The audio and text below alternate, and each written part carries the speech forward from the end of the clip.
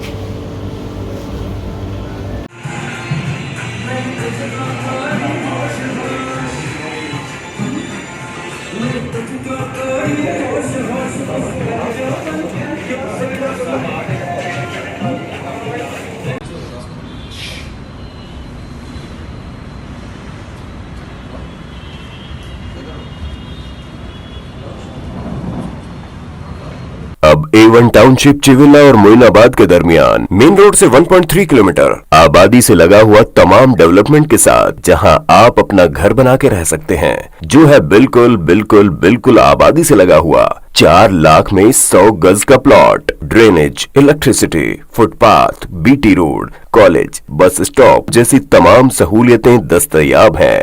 आपका ये छोटा सा इन्वेस्टमेंट आपका और आपके बच्चों का मुस्तकबिल बदल सकता है। मजीद मालूमात के लिए हमें कॉल करें। Address pillar number 235 opposite fisheries department, Rajendra Nagar, Hyderabad. Contact 7799603838। सच्ची खबरें आप तक पहुंचाता है 7H न्यूज।